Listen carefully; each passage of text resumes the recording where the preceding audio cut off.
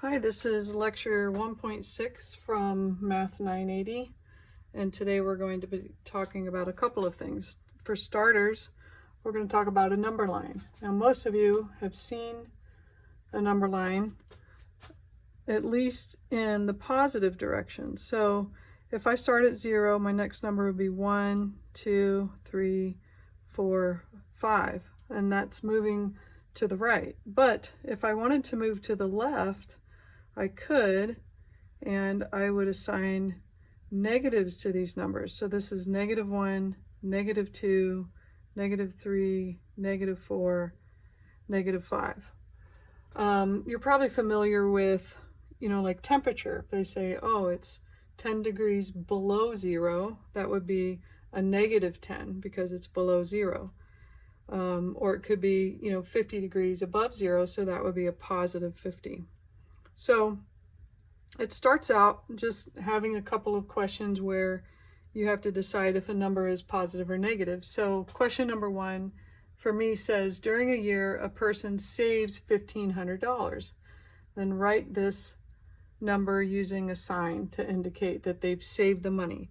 So we think of saving money as positive, so we would write this as plus, well, this pen doesn't work very well, plus $1,500. If I had lost the money, it would be a -$1,500. So I'm going to type that in with the plus sign into my assignment. All right, so I'd like to move on to question number 4, which wants me to graph the number 13/4. It's positive, so it's going to be on the right side, but fractions are often a little bit tricky because we don't see the 13/4 on the number line. So if this is 0 and this is 1 and this is 2, what I need to do is get a feel for where 13/4 is. So I would take my calculator and convert it to a decimal by typing in 13 divided by 4, and I get 3.25. So 3.25. So I'm going to go 1, 2, 3, and then a quarter. So about right there, a fourth of the way. So this is 13/4. So the hint when you have to graph a fraction is convert it to a decimal so that you get a feel for where it is on the graph. All right, I'd like to move on to question number 5. Question number 5 wants me to select the smaller number in the pair. So my pair is -2 and -4.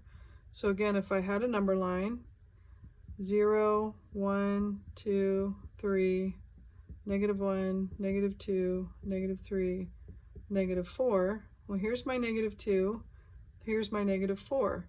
The smaller one will always be the one that's furthest to the left because the number line gets smaller and smaller as it moves to the left. So in this case, my smaller number is -4 because it is the most left. All right, let's move on to number 8. Number 8 is done the same way, only these are fractions, so it's hard to know where these numbers would be. Again, I would take my calculator and go 8 divided by 5 is 1.6. So this is going to be -1.6. And then 49 divided by 30 is going to give me 1.633. So -1.633. So if I did a number line, here's 0, here's -1, -2. -1.6 is going to be somewhere around here. -1.633 is further to the left. And so because it's more left, it is the smaller number, the lesser of the two. So let's take a look at number 9. In number 9, they introduce this symbol that is called an inequality. It's this symbol here. And I've written up on the top that if it's pointed that way, then we would say less than because we read from left to right. So I would read this problem as -5 is less because the small side is pointing to the 5. So I read the small side, or the left side first. Negative 5 is less than negative 20. So they want to know, is that true or false? Well, if I put it on a number line, let's see, here's 0. Negative 5 would be somewhere around there. Negative 20 would be further to the left. So negative 20 is actually smaller than negative 5. So this is false. Negative 5 is not smaller than negative 20. If you look up here again, you see that if the small side is pointed on the left, then we read that as less than. If it's pointed to the right, we read that as greater than. And we could also have what's called less than or equal to and greater than or equal to. And we'll get more into these as we move on, and I'll try to give some deeper explanations as we encounter new things. So let's move on to question number 10. And it says, determine whether the statement is true. Negative 4, no, I'm sorry. Well, that's the wrong question. Hang on. Let's look at, this is question number 11. I wrote it down as 10. Okay. So now it wants me to find the opposite of the number 6. So the opposite means on the number line, it would be on the opposite side of 0. So if I have a 6, then the opposite of 6 is going to be on the other side of 0, and it would be negative 6. So what's the shortcut? You just change the sign. If I want the opposite of negative 6, I would have 6. The opposite of 6 is negative 6. But then they want me to find the absolute value. And the absolute value always takes the positive, because what it means is it's asking for how far away the number is from 0, and they don't care about the direction that you're going. They just want to know, if these were miles, how many miles did you walk from here to here? I walked 6. How many miles did you walk from here to here? I walked 6. They don't care whether you went to the left or to the right.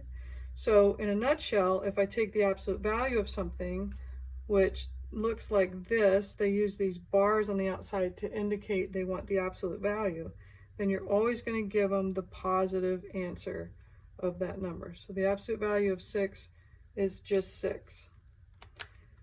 In question 14, notice they put the negative in front of the absolute value. So what we would do with this is we would first find the absolute value of 10. Well, the absolute value of 10 is 10. However, there was a negative in front of that entire thing, so this is a little bit of a tricky one. So my answer for this is negative 10. Not because the absolute value is negative, but because I had a negative sitting out front. So let's try this one. Is the negative absolute value of 9 greater than the absolute value of negative 19? Well, the absolute value of 9 is just 9. And it has a negative in front. So that negative has not gone away, so I'm going to put negative 9 there. The question is that greater than? I say greater than because the first part I see is the greater part and not the smaller part. Is it greater than? Well, what's the absolute value of negative 19? It would be positive 19, because absolute value takes the positive always. So is negative 9 greater than 19? And the answer is no. This is false, because negative 9 would be over here, 19 would be way up here. Negative 9 is to the left, so it's less than, so it's not greater than, and this would be false. All right, so this is kind of a lot of information. Some of you have done this before, so it should be easy. If you have not done it before, it won't be easy, because you're learning several concepts in one. So be sure to let me know if you need any help.